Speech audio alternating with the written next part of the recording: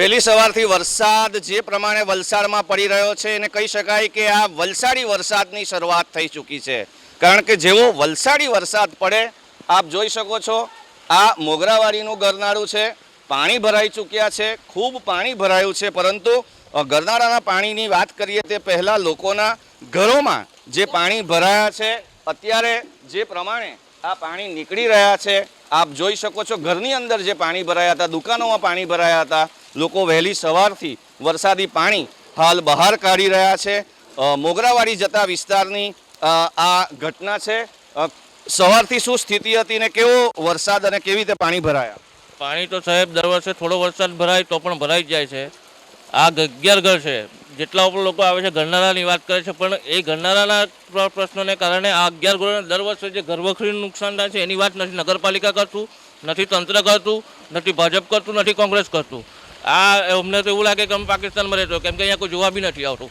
ત્યાં પાણી ભરાઈ જશે, બધા ફૂડ પેકેટ આપવા જશે, સફાઈ કરવા જશે, NDRF જશે, અહીંયા આખું ઘરમાં હમણાં 4 ફૂટ પાણી હતું, કોઈ જોવા બી નથી આવ્યું। ના કોઈ મુલાકાત કરવા આવે, ના નગરપાલિકા આવે, ના તંત્ર આવે, ના કલેક્ટર સાહેબ આવે, કોઈ ના આવે। અમારું નુકસાન અમારે જાતે જ જોવાનું, ટેક્સ ભરો, બધું ભરો, પણ કોઈ સુવિધા નહીં। બસ બધા આવશે, ગરનાળું ડૂબી ગયું, મોગરાવાડીનું પબ્લિક હેરાન છે। પણ આ 11 ઘર છે એ આ ગરનાળાના લીધે દર વર્ષે ડૂબે છે, એ બી વર્ષમાં 4 વખત ડૂબે। અત્યારે ઘરની અંદર બધી ઘરવખરી ખરાબ થઈ ગઈ છે, ઇલેક્ટ્રોનિક સામાન ખરાબ થઈ ગયો છે, બાઇક ખરાબ થઈ ગયું છે, કોઈ આવશે નહીં જોવા માટે। આપ જોઈ શકો છો લોકોની વેદના અને ઘરોમાં શું સ્થિતિ છે।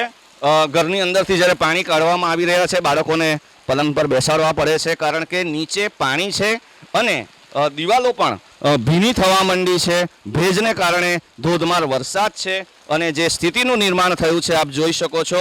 વલસાડના મોગરાવાડીની જે શરૂઆતનો વિસ્તાર છે ત્યાં આ પરિસ્થિતિ છે।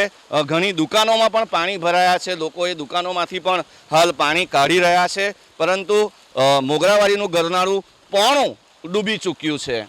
આ સ્થિતિ છે વલસાડ વિસ્તારની, જ્યાં આપ જોઈ શકો છો કે પાણી નિકાલની વ્યવસ્થામાં છેલ્લા કેટલાય વર્ષોથી કોઈ વ્યવસ્થા કરી નથી શક્યું, કોઈ માસ્ટર પ્લાન નથી બની શક્યો।